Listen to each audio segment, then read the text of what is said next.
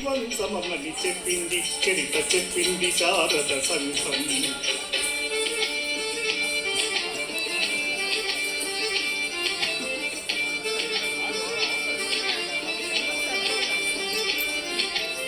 ఆక్సిజన్ను ప్రతి కణమునకు